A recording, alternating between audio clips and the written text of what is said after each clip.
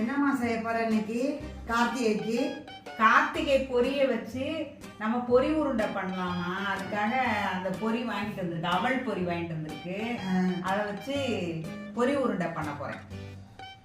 வாங்க, அதுக்கு தேவையான பொருட்கள்லாம் எடுத்து வச்சிருக்கேன், பார்க்கலாம். இது ஒரு பாக்கெட் அவல் பொரி வாங்கி வச்சிருக்கேன். பாருங்க இது எப்படி இருக்குன்னு.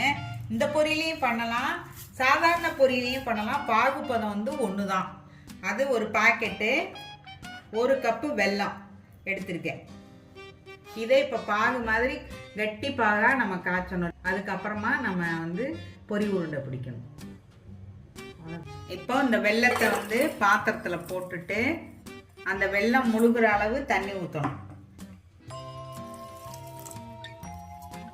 1/2 டம்ளர் ஊற்றினா போதும். இப்போ இது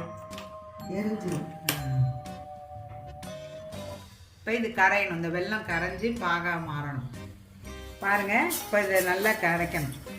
ஃபுல்லாக நல்லா வெல்லம் வந்து கரைஞ்சி வந்ததுக்கப்புறம் நம்ம இதை வடிகட்டி அடியில் இருக்க மண்ணை தெளிய விட்டு அது அடியில் இருக்க மண்ணை வடிகட்டிடணும். அதுக்கப்புறம் பாகு காய்ச்சணும். இப்போ இது கரையட்டும், கொதிக்கட்டும். இப்போ கொதிக்க ஆரம்பிச்சிருச்சு, வெல்லமும் கரைய ஆரம்பிச்சிருச்சு. நல்லா கரையணும். அதை பாருங்க, கரைய ஆரம்பிச்சிருச்சு. கொஞ்சம் கொஞ்சம் இருக்கு, நல்லா கரையணும். இப்போ பாருங்க, எல்லாம் நல்லா கரைஞ்சிச்சு, வெல்லம் ஃபுல்லாக கரைஞ்சிச்சு. கரைஞ்சதுக்கப்புறம் இதை அப்படியே கொஞ்சம் நேரம் விட்டு தெளிய விட்டதுக்கப்புறம் வடிகட்டணும். இப்போ இதை வடிகட்டும்.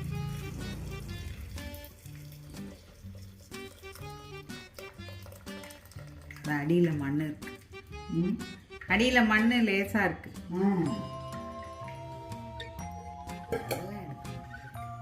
வடிகட்டியாச்சு. இப்போ இதை நம்ம பாகா காய்ச்சணும். இப்போ இது பாகு பதத்துக்கு இதை கொண்டு வரணும், நல்லா சூடு பண்ணி.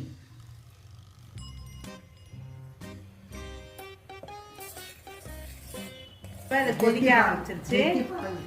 கெட்டி பாகு பதம் வரணும்,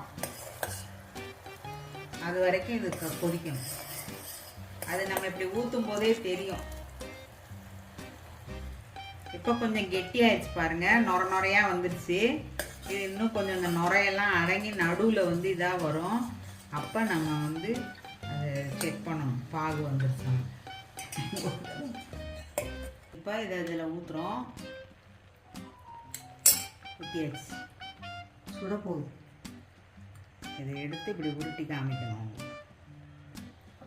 இப்போ இந்த பதத்துக்கு வந்துருச்சு. நம்ம இப்போ அவல் பொரியை இதில் போட்டு கிண்ட போகிறோம். கிண்டுனா நமக்கு பொரி உருண்டை ஈஸியாக பிடிக்க வரும். தண்ணியை தொட்டு தொட்டு பிடிக்கலாம். பாருங்கள், இதை பாருங்க, இப்படி போட்டுருங்க. அரிசி மாவு இப்போ இந்த அவல் பொரியை இதில் போட்டு கிண்ட போகிறோம்.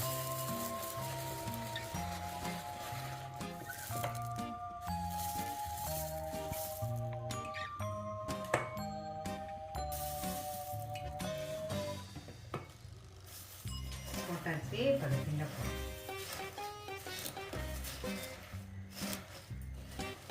கரெக்டாக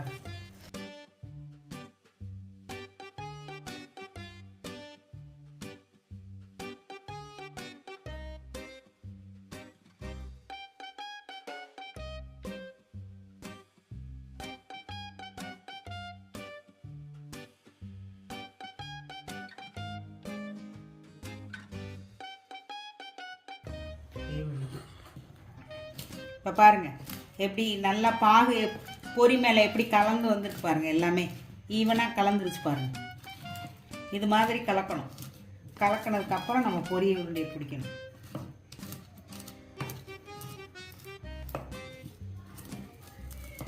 நம்ம அரிசி மாவு தொட்டுட்டும் பண்ணலாம், தண்ணியை தொட்டுட்டும் பண்ணலாம்.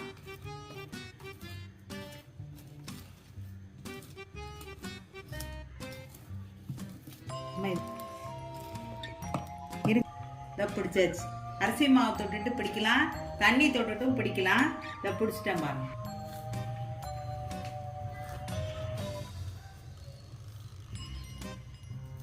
ஒரே மாதிரி இருக்குங்க, ஒரே மாதிரி சைஸ்.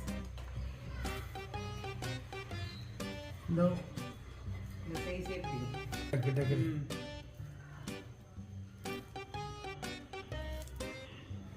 பாருங்க, பிடிச்சாச்சு பாருங்க. இப்படி வேகமா நீங்க பிடிக்கணும். சூடா இருக்கும்போதே கொஞ்சம் தொட்டு தொட்டு பிடிக்கணும். பாட்டிக்கு முடிக்கணும். பிடிச்ச அண்ணன் அவருக்கு 2 எடுக்க முடியல. அது இந்தாங்க,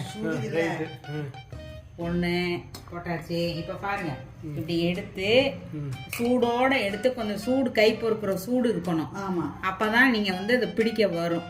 இந்த மாவை தொட்டுக்கலாம், இல்ல தண்ணியை தொட்டுக்கலாம். நீங்க மாவை தொட்டா இந்த உருண்டை கலர் மாறிடும். அதுக்காக நீங்க தண்ணி கூட தொட்டுக்கலாம். இதோ பிடிச்சாச்சு பாருங்க.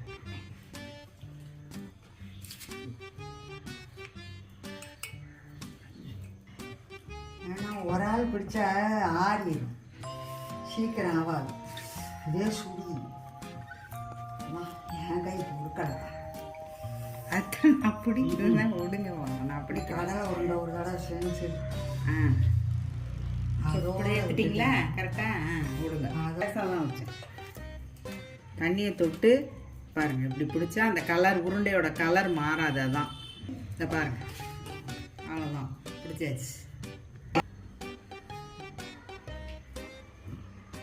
இதுதான் கார்த்திகைக்கு கார்த்திகை பொரி உருண்டை. நீங்க செஞ்சு சாமிக்கு படைங்க, முருகனுக்கு படைங்க.